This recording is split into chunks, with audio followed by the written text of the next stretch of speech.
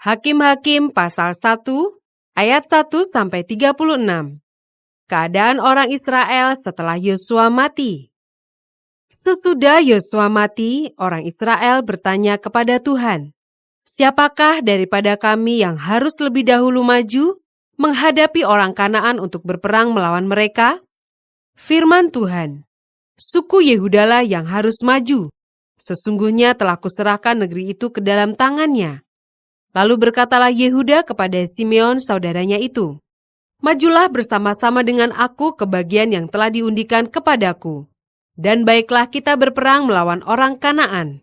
Maka aku pun akan maju bersama-sama dengan engkau ke bagian yang telah diundikan kepadamu."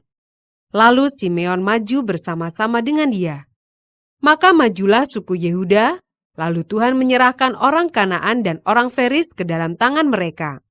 Dan mereka memukul kalah orang-orang itu dekat Besek. 10.000 orang banyaknya. Di Besek mereka menjumpai Adoni Besek dan berperang melawan dia. Dan mereka memukul kalah orang Kanaan dan orang Feris.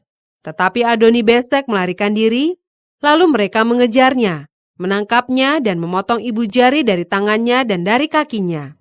Kata Adoni Besek, "Ada 70 raja dengan terpotong ibu jari tangan dan kakinya, memungut sisa-sisa makanan di bawah mejaku. Sesuai dengan yang kulakukan itu, demikianlah dibalaskan Allah kepadaku." Kemudian ia dibawa ke Yerusalem dan mati di sana. Sesudah itu Bani Yehuda berperang melawan Yerusalem, merebutnya lalu memukulnya dengan mata pedang dan memusnahkan kota itu dengan api. Kemudian Bani Yehuda maju berperang melawan orang Kanaan yang diam di pegunungan, di tanah Negeb, dan di daerah bukit. Lalu suku Yehuda bergerak menyerang orang Kanaan yang diam di Hebron. Nama Hebron dahulu adalah Kiryat Arba. Dan memukul kalah Sesai, Ahiman, dan Talmai. Dari sana mereka bergerak menyerang penduduk Debir. Nama Debir dahulu adalah Kiryat Sefer. Berkatalah Kaleb, "Siapa yang mengalahkan dan merebut Kiryat Sefer, kepadanya akan kuberikan Aksa anakku menjadi istrinya." Dan Otniel anak Kenas, adik Kaleb, merebut kota itu. Lalu Kaleb memberikan Aksa anaknya kepadanya menjadi istrinya. Ketika perempuan itu tiba, dibujuknya suaminya untuk meminta sebidang ladang kepada ayahnya. Maka turunlah perempuan itu dari keledainya. Lalu berkatalah Kaleb kepadanya, "Ada apa?" Jawabnya kepadanya, "Berikanlah kepadaku suatu hadiah. Telah kau berikan kepadaku tanah yang gersang. Berikanlah juga kepadaku mata air." Lalu Kaleb memberikan kepadanya mata air yang di hulu dan mata air yang di hilir. Keturunan Hobab, ipar Musa, orang Keni itu, maju bersama-sama dengan Bani Yehuda dari kota pohon korma ke padang gurun Yehuda di tanah Negeb dekat Arad.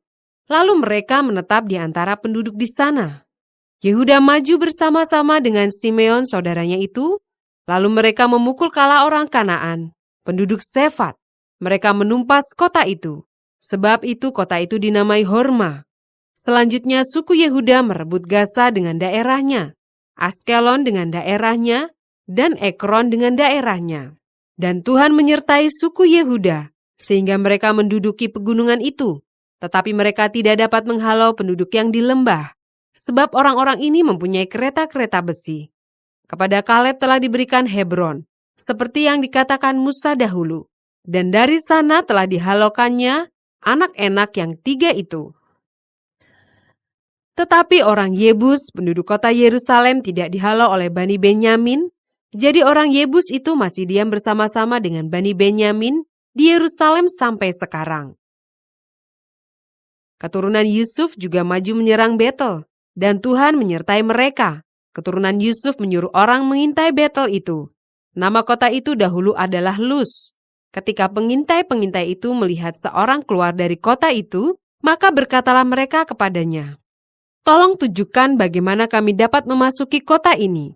Maka kami akan memperlakukan engkau sebagai sahabat." Lalu ditunjukkannya lah kepada mereka bagaimana mereka dapat memasuki kota itu. Dan mereka memukul kota itu dengan mata pedang, tetapi orang itu dengan seluruh kaumnya dibiarkan mereka pergi. Orang itu pergi ke negeri orang Het dan mendirikan di sana sebuah kota yang dinamainya Luz. Demikianlah nama kota itu sampai sekarang. Suku Manasye tidak menghalau penduduk Bet-Sean dan penduduk segala anak kotanya, penduduk Ta'anak dengan segala anak kotanya, penduduk Dor dengan segala anak kotanya, penduduk Kibleam dengan segala anak kotanya, dan penduduk Megido dengan segala anak kotanya. Sebab orang Kanaan itu berkeras untuk tetap diam di negeri itu. Setelah orang Israel menjadi kuat, mereka membuat orang Kanaan itu menjadi orang Rodi dan tidak menghalau mereka sama sekali. Suku Efraim pun tidak menghalau orang Kanaan yang diam di Geser, sehingga orang Kanaan itu tetap diam di tengah-tengah mereka di Geser. Suku Zebulon tidak menghalau penduduk Kitron dan penduduk Nahalol, sehingga orang Kanaan itu tetap diam di tengah-tengah mereka, walaupun sebagai orang Rodi. Suku Asyer tidak menghalau penduduk Ako, penduduk Sidon, serta Ahlab, Aksib, Helba, Afek, dan Rehob. Sehingga orang Asyer itu diam di tengah-tengah orang Kanaan, penduduk asli di negeri itu, sebab orang-orang itu tidak dihalaunya. Suku Naftali tidak menghalau penduduk Bet-Semes dan penduduk Bet-Anat, sehingga mereka diam di tengah-tengah orang Kanaan, penduduk asli di negeri itu. Tetapi penduduk Bet-Semes dan Bet-Anat itu menjadi orang Rodi bagi mereka. Orang Amori mendesak Bani Dan ke sebelah pegunungan dan tidak membiarkan mereka turun ke lembah. Dan orang Amori itu berkeras untuk tetap diam di Har-Heres, di Ayalon, dan di Saalbim. Walaupun mereka mendapat tekanan berat dari keturunan Yusuf, sebab mereka menjadi orang Rodi. Daerah orang Amori itu mulai dari pendakian Akrabim, dari Sela, terus ke atas. Hakim-Hakim, pasal 2 ayat 1-5. Malaikat Tuhan di Bokim. Lalu malaikat Tuhan pergi dari Gilgal ke Bokim dan berfirman, telah kutuntun kamu keluar dari Mesir dan kubawa ke negeri yang kujanjikan dengan bersumpah kepada nenek moyangmu. Dan aku telah berfirman, aku tidak akan membatalkan perjanjianku dengan kamu untuk selama-lamanya. Tetapi janganlah kamu mengikat perjanjian dengan penduduk negeri ini. Mezbah mereka haruslah kamu robohkan, tetapi kamu tidak mendengarkan firmanku. Mengapa kamu berbuat demikian? Lagi aku telah berfirman, aku tidak akan menghalau orang-orang itu dari depanmu, tetapi mereka akan menjadi musuhmu, dan segala allah mereka akan menjadi jerat bagimu. Setelah malaikat Tuhan mengucapkan firman itu kepada seluruh Israel, menangislah bangsa itu dengan keras. Maka tempat itu dinamai Bokim. Lalu mereka mempersembahkan korban di sana kepada Tuhan. Ayat 6-23. Orang Israel menyembah berhala pada zaman hakim-hakim. Setelah Yosua melepas bangsa itu pergi, maka pergilah orang Israel itu masing-masing ke milik pusakanya untuk memiliki negeri itu. Dan bangsa itu beribadah kepada Tuhan sepanjang zaman Yosua dan sepanjang zaman para tua-tua yang hidup lebih lama daripada Yosua, dan yang telah melihat segenap perbuatan yang besar yang dilakukan Tuhan bagi orang Israel. Dan Yosua bin Nun, hamba Tuhan itu, mati pada umur 110 tahun. Ia dikuburkan di daerah milik pusakanya di Timnat Heres, di pegunungan Efraim di sebelah utara Gunung Gaas. Setelah seluruh angkatan itu dikumpulkan kepada nenek moyangnya, bangkitlah sesudah mereka itu angkatan yang lain, yang tidak mengenal Tuhan, ataupun perbuatan yang dilakukannya bagi orang Israel. Lalu orang Israel melakukan apa yang jahat di mata Tuhan, dan mereka beribadah kepada para Baal. Mereka meninggalkan Tuhan Allah nenek moyang mereka, yang telah membawa mereka keluar dari tanah Mesir, lalu mengikuti Allah lain dari antara Allah bangsa-bangsa di sekeliling mereka, dan sujud menyembah kepadanya, sehingga mereka menyakiti hati Tuhan. Demikianlah mereka meninggalkan Tuhan dan beribadah kepada Baal dan para Asitoret. Maka bangkitlah murka Tuhan terhadap orang Israel. Ia menyerahkan mereka ke dalam tangan perampok dan menjual mereka kepada musuh di sekeliling mereka, sehingga mereka tidak sanggup lagi menghadapi musuh mereka. Setiap kali mereka maju, tangan Tuhan melawan mereka dan mendatangkan malapetaka kepada mereka, sesuai dengan apa yang telah diperingatkan kepada mereka oleh Tuhan dengan sumpah, sehingga mereka sangat terdesak. Maka Tuhan membangkitkan hakim-hakim yang menyelamatkan mereka dari tangan perampok itu. Tetapi juga para hakim itu tidak mereka hiraukan, karena mereka berzina dengan mengikuti Allah lain dan sujud menyembah kepadanya. Mereka segera menyimpang dari jalan yang ditempuh oleh nenek moyangnya yang mendengarkan perintah Tuhan. Mereka melakukan yang tidak patut. Setiap kali apabila Tuhan membangkitkan seorang hakim bagi mereka, maka Tuhan menyertai hakim itu dan menyelamatkan mereka dari tangan musuh mereka selama hakim itu hidup. Sebab Tuhan berbelas kasihan mendengar rintihan mereka karena orang-orang yang mendesak dan menindas mereka. Tetapi apabila hakim itu mati, kembalilah mereka berlaku jahat, lebih jahat dari nenek moyang mereka, dengan mengikuti Allah lain, beribadah kepadanya dan sujud menyembah kepadanya. Dalam hal apapun mereka tidak berhenti dengan perbuatan dan kelakuan mereka yang tegar itu. Apabila murka Tuhan bangkit terhadap orang Israel, berfirmanlah Ia, karena bangsa ini melanggar perjanjian yang telah kuperintahkan kepada nenek moyang mereka dan tidak mendengarkan firman-Ku, maka aku pun tidak mau menghalau lagi dari depan mereka satu pun dari bangsa-bangsa yang ditinggalkan Yosua pada waktu matinya. Supaya dengan perantaraan bangsa-bangsa itu, aku mencobai orang Israel. Apakah mereka tetap hidup menurut jalan yang ditunjukkan Tuhan, seperti yang dilakukan oleh nenek moyang mereka, atau tidak? Demikianlah Tuhan membiarkan bangsa-bangsa itu tinggal dengan tidak segera menghalau mereka. Mereka tidak diserahkannya ke dalam tangan Yosua. Hakim-Hakim pasal 3 ayat 1-6. Bangsa-bangsa asli yang dibiarkan tinggal di Kanaan. Inilah bangsa-bangsa yang dibiarkan Tuhan tinggal untuk mencobai orang Israel itu dengan perantaraan mereka, yakni semua orang Israel yang tidak mengenal perang Kanaan.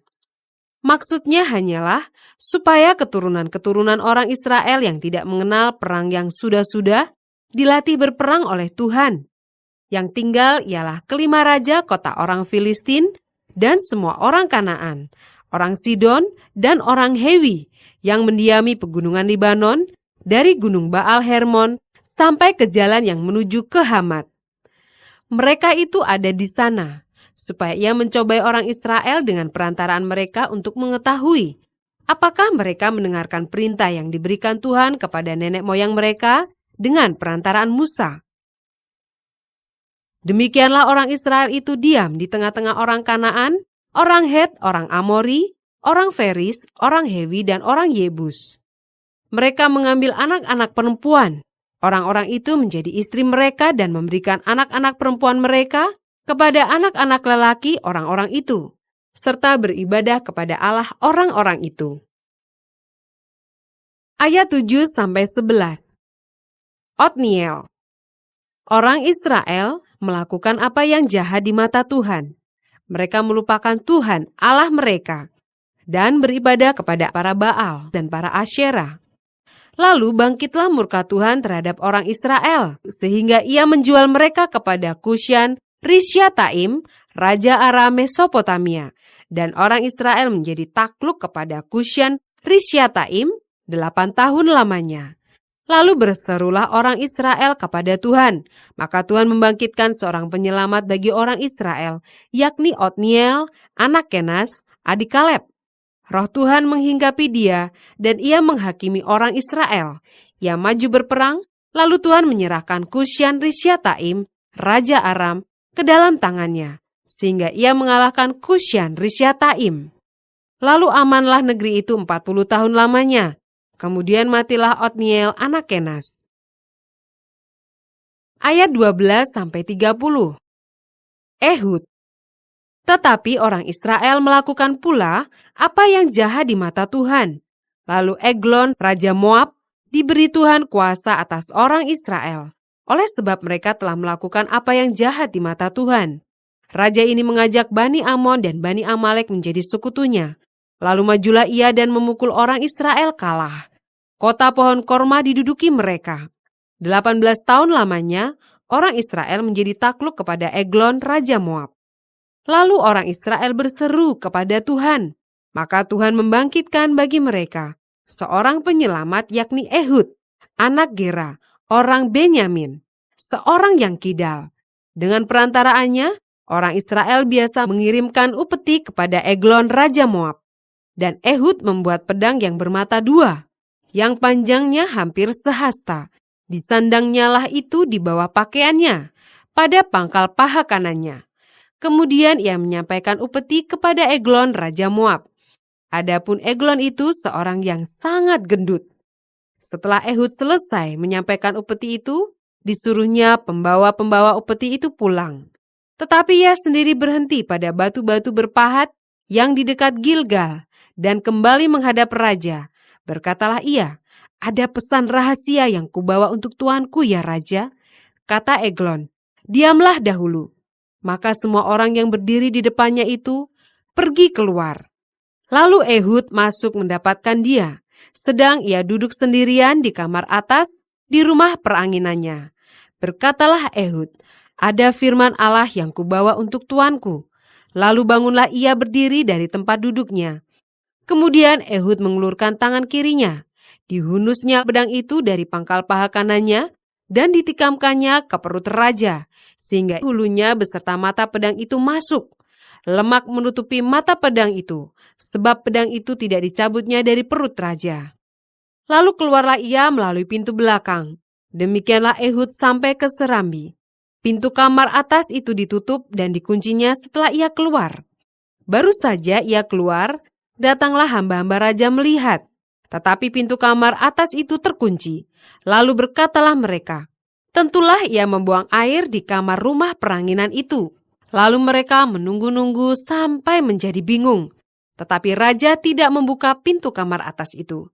Kemudian mereka mengambil kunci, membuka pintu, maka tampaklah tuan mereka mati tergeletak di lantai.